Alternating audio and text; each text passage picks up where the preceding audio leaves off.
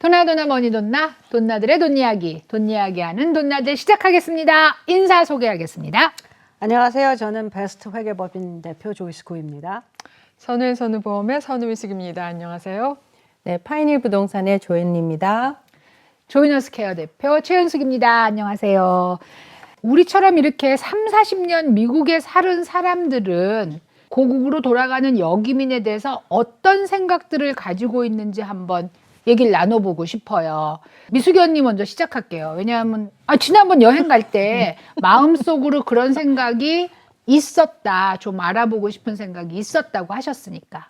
결론은 뭐냐면 우리가 이제 미국으로 이민을 와서 사실 새로운 문화에 접하면서 굉장히 많은 모험도 해가면서 또 견뎌도 내면서 막 그렇게 살아왔잖아요. 근데 이제 저는 지금 인생의 3분의 2를 미국에서 산 입장을 이제 생각해 볼 때 한국에 다시 간다. 특히 이제 여기민을 간다는 거는 생각을 할 수가 없는 게 그 일을 다시 시작해야 되는 것 같은 느낌이 드는 거예요.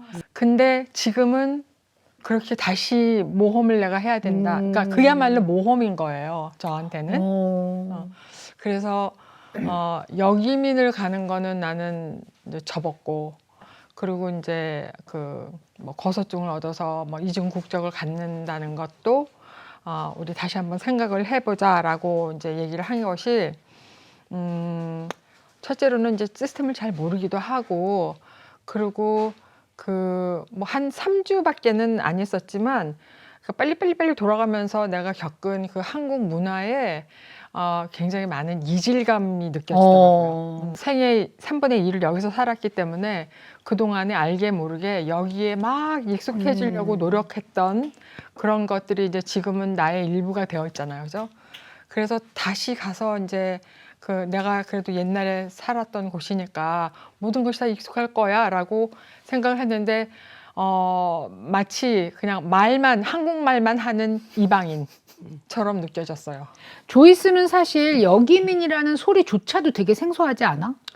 여기민을 가시는 손님들이 계셨으니까 가신다는 여기민이라는 생각보다는 왔다 갔다 개념들이신 것 같아, 내 손님은. 그렇지. 그러니까 나 완전히 거기 가서 살겠다라는 분은 아니고 거기 이제 준비를 해놓으시는 거지. 이제 뭐 집도 사놓으시고 뭐 이렇게 하시고 반은 여기서 살고 반은 여기서 살겠다 그런 준비를 하시는 거지. 완전히 가시겠다기보다는. 조앤도 주위에 그런 많죠. 분이 많아?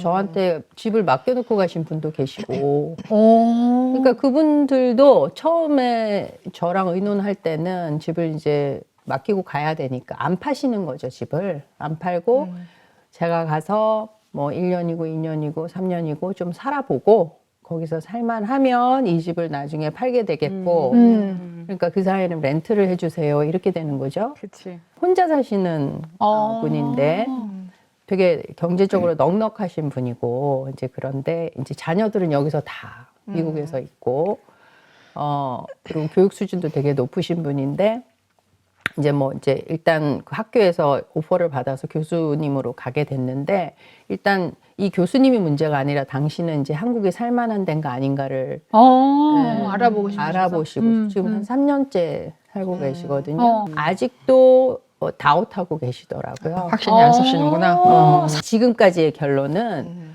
한국에 산 사람들하고 친구가 안 되는 거예요. 그러니까 이 관계, 릴레이션십이 여기서 한국을 간 사람, 교포들하고 어울린다는 거예요. 왜냐면 생각하는 거서부터 다 이제 미국식으로 살아오신 오랫동안 살아오신 분들이니까 한국에서 살았던 사람하고 그 갭이 안 메꿔지는 거야. 근데 이제 그분의 가장 그 하이라이트는 그래. 한국은 모든 것이 다 돈으로 계급이 나눠진다. 그러니까 실버타운도 그렇고 어딜 가나 돈에 의해서 그 사람이 평가되고 돈에 의해서 그 사람의 이름표가 붙기 때문에 이제 그런 게 굉장히 좀 본인은 싫다고 그렇게 표현하시더라고요. 그럼에도 불구하고 이제 또 좋은 면이 있잖아요. 뭐 의료라든지 대중교통이라든지 이런 거는. 그러니까 본인이 아직도 결정을 못 하신 거라고. 와, 3년이나 사셨는데도 마음이 왔다 갔다 하시는구나. 나는 기본적으로 해보고 싶으면 한번 해보시는 게 좋겠다. 왜냐하면 안 가보면 그거에 대한 미련이 계속 남잖아. 그리고 여유가 있으면 why not? 가서 트라이 해보고 안 되면 오시고 되면 사시고. 나는 정말 릴레이션십이 중요하거든. 근데 이제 물론 학교 친구들도 아직 거기에 있고 근데 그 친구들은 또 다 계속 다른 삶을 살았지. 그렇지. 우리가 여행 가서 한 번씩 얼굴 보면서 지나온 살아온 얘기하는 거 하고 여기서 사는 거 하고 또 다르잖아요. 가면 이제 안 만나주는 거지. 뭐 Like once a year was good enough 이렇게 되는 거지. 우리도 여기서 살면서 릴레이션십이 있잖아. 벌써 그렇게 삶에 그게 있는데 우리가 한국에 가면 그 사람들은 또 거기에서 지금까지 살아온 릴레이션십들이 있는데 우리를 끼워줘야 되는 상황이 되는 거잖아. 그러면 이제 글쎄 한두 번은 끼워주는데 와서 보니까 생각도 많이 다르고 그러니까 쉽지 않지 않을까. 그러니까 아까 미숙 언니가 말한 것처럼 새로운 릴레이션십을 우리 스스로가 다 만들어야 되는 거거든요. 근데 그렇게 하기에는 과연 그 나이에 그게 가능할까? 난 그게 제일 걱정이야. 왜 여기민을 생각할까? 혹은 어떤 부분이 이 사람들한테 여기민을 한번 고려해 보게 했을까라고 생각해 본다면 제일 처음에 우리의 노후가 길어졌다. 우리의 노후가 너무 길어져서 65세, 70세에 은퇴를 하고 나서도 그러면 30년 가까운 세월을 무얼 하고 살아야지? 그렇게 얘기가 되는 거지. 이 30년을 생각할 때 아, 내가 앞으로 어떻게 해야 되지가 막막한 순간들이 있으신 거지. 나는 옳고 그르고 뭐 머스트 이걸 떠나서 여기민도 하나의 옵션으로 생각하고 연구해 볼 필요가 있다. 나한테 맞는지 안 맞는지 그런 생각을 하게 된 거죠. 그러니까 특별히 한 40대 넘어서 이제 이주해 오신 분들은 언어가 익숙지가 않은 거야. 그래서 모든 생활이 다 불편한 거야. 그리고 이제 돈을 벌기 위해서 비즈니스 할 때는 최소한의 영어로 그냥 생계를 이어 나가야 되니까 그냥 억지로라도 하는데 그 선 밖에만 나가면 모든 것이 다 불편하니까 여기민들을 많이 생각하시더라고요. 그러니까 언어적인 문제가 되게 크다. 나는 사실 이렇게 여기민에 대해서 얘기하시는 분들의 공통적인 거가 메디케어 시스템이 한국이 잘 돼 있다는 거 하고 또 하나는 한국말을 하는 게 편하다는 거, 한국에 가면 한국 음식을 먹겠다는 건데 저는 개인적으로 삶이 내 목적이라고 하면 좀 거창하게 들릴 수 있겠지만 내 무슨 에임이 먼저 있어야 그 다른 것들이 효과가 있지 않나. 그러니까 뭔가 목적이 뭐 우리가 병원에 가기 편하고 말하기 편하고 먹는 거 편하다고 우리가 해피해? 가는 목적이 내 거를 해피하게 하려고 가면 이게 쉽지 않지 않을까 생각 나는 개인적으로 하는 거지. 당연하지. 그러니까 내가 거기 사회에 가서 나도 그 사회에서 좀 동화해서 나도 뭔가 그 사회 일원으로서 뭔가를 하실 생각이 있는 걸 난 들어보지는 못한 것 같아. 그러면 나이가 있잖아 일단. 나이가 있거나 없거나 그렇지 않아요? 그거보단 좀 더 목적이 좀 더 인클루시브 뭔가를 좀 더 해줘야 견딜 수 있지 않을까 하는 생각을 합니다. 제가 되게 동의한 의견이 있는데 그분은 뭐냐면 걸을 수 있고 건강할 때 한국에 나오시는 게 좋아요라고 얘기를 했더라고요. 내가 그동안 못했던 것들을 해볼 시간을 그 여기민의 시간이라고 생각한다. 근데 결국은 그게 우리가 얘기한 거 다 종합이에요. 인 것 같아요. 그러니까 이제 조이스는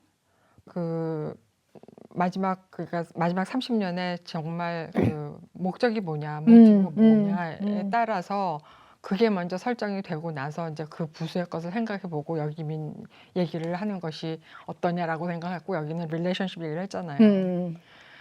근데 뭔가를 하려 그러면은 어떤 릴레이션십이 없이는 할 수가 안 되죠. 없어. 왜냐하면 나 혼자 사는 세상이 아니잖아요. 결국은 어떤 그 사람들 내가 다시 돌아가서 다시 밍글거릴 수 있는 그 사람들이 쉽게 찾아질 수 있는가 하는 것이 굉장히 키가 될 것 같고. 근데 친인척을 믿고 우리가 움직이는 건 되게 아닌 것 같긴 한 게 떨어져 산 세월이 너무 길어서 네. 그동안 우리한테 얼마나 큰 일과 큰 변화가 있었는지가 이해가 안 되니까 말이 안 통하죠. 그렇지. 우리는 자주 만나는 사람들이고 이래서 현상적인 데를 보지 않고 사실은 그 현상 뒤에 있는 거를 지금 봐서 얘기를 하기 때문에 우리는 이제 약간 무거운 분위기가 되는 것 같아요. 그치.